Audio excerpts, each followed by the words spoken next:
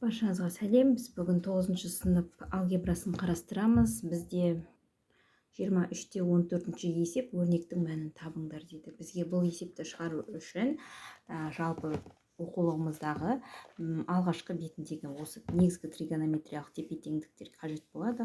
Қай градуста тригонометриямыздың мәні қандай мәнге тең екенін және де келтіру формуласына арналған осы кесте қажет болады.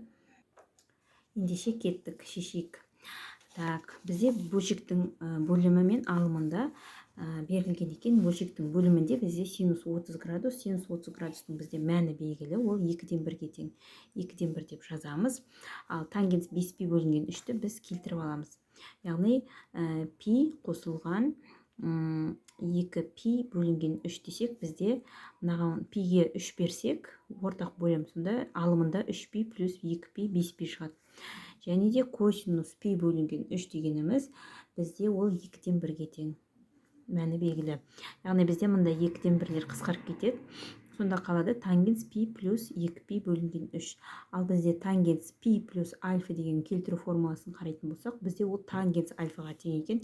Яғни тангенс альфаның орнында бізде 2π бөлінген 3 тұр.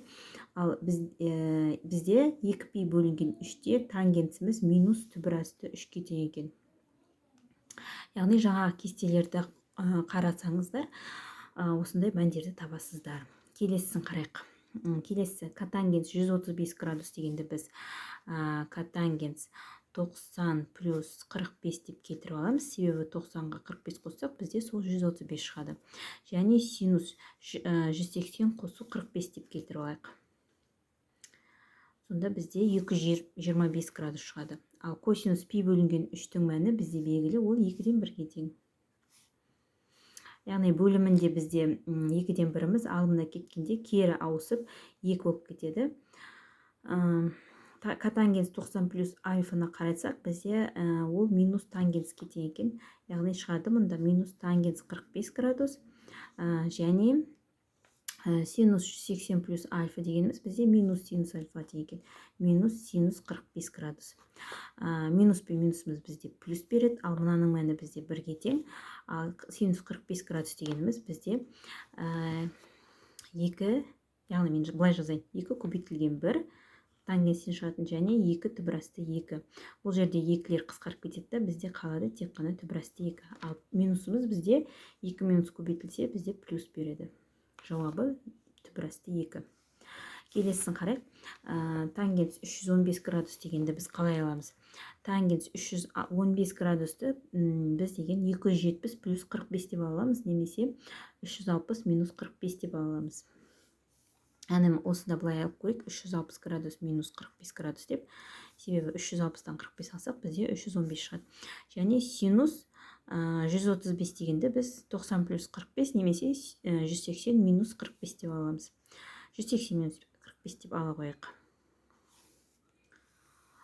Және косинус квадрат пи бөлінген 6 дейді. Бізде пи бөлінген 6 деген 30 градус, косинуста 2-ден түбір асты 3-ке тең.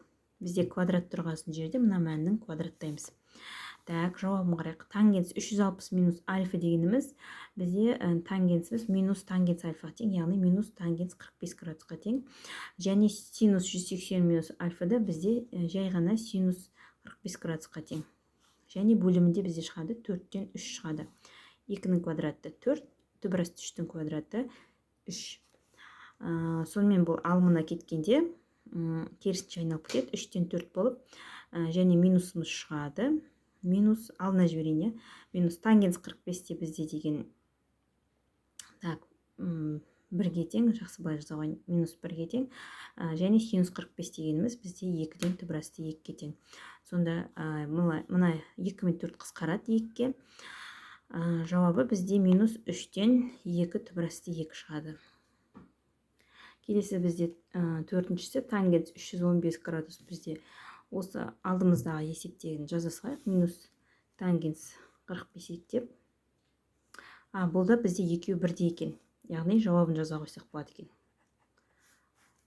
4-тен 3 және минус 2 түбір асты 2 бөлінген 3.